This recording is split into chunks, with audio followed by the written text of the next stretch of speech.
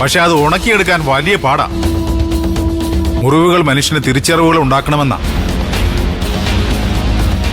നിനക്കത് പറ്റിയിട്ടേയില്ല. ഇനിയെങ്കിലും ഒന്ന് ശ്രമിച്ചു നോക്ക്. നീ ആ കുട്ടിയെ വിളിച്ചേ. എന്തിനാ അച്ഛാ? അത് ഞാൻ ആ കുട്ടിയോട് പറഞ്ഞോളാം. അതെ, വിളിക്കാൻ പറഞ്ഞ വിളിച്ചാ പോരെ.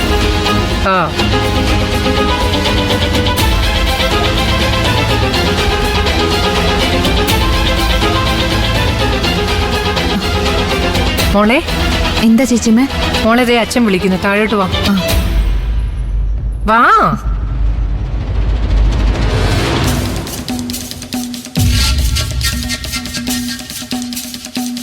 അച്ഛാ.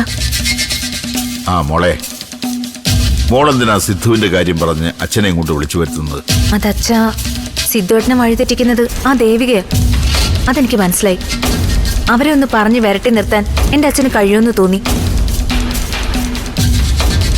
അതുകൊണ്ടാണ് ഞാൻ അച്ഛനോട് വരാൻ പറഞ്ഞത്.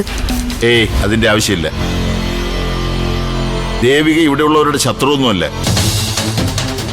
ദേവികയുടെ ദാനമാ സിദ്ധുവിന്റെ ജീവൻ. ആ ബോധം ഞങ്ങൾക്കുണ്ട്. മോൾക്കും അതുണ്ടാവണം. അപ്പോ ഞാൻ ചെയ്തത് തെറ്റായി പോയെന്നാണോ അച്ഛൻ പറയുന്നത്? തെറ്റ് തന്നെയാ. പക്ഷെ മോളെ ഞാൻ കുറ്റപ്പെടുത്തുന്നില്ല. ഈ പ്രേമ ഓരോന്ന് പറയുന്നത് കേട്ട് ഇനി ഇതുപോലെ എടുത്തിയാടാ നിൽക്കരുത്. മോളുടെ അച്ഛൻ ഇങ്ങോട്ട് വരുന്നതിലോ സിദ്ധുവിനെ ഉപദേശിക്കുന്നതിലോ ഇവിടെ ആർക്കും ഒരു എതിർപ്പുമില്ല. പക്ഷെ കാര്യങ്ങൾ വഷളാക്കരുത്. പിന്നെ ഒരു കാര്യം കൂടി ഞാൻ തറപ്പിച്ചു പറയാം. ദേവിക ഈ വീട്ടിന്റെ ശത്രുവല്ല. പ്രേമയോടും കൂടിയാ ഞാൻ പറയുന്നത്.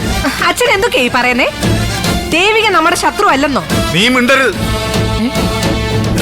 അച്ഛൻ കാര്യങ്ങൾ കൃത്യമായി പറഞ്ഞിട്ടുണ്ട്.